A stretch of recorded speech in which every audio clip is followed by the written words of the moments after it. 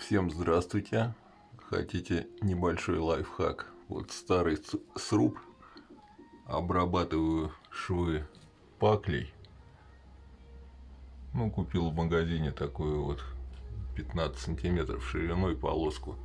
Забил туда с помощью стамески. А сейчас беру черенки от швабры, если позволяет пространство. Вот, и так укладываю в паз. Вот таким образом. Вот. Всем добра.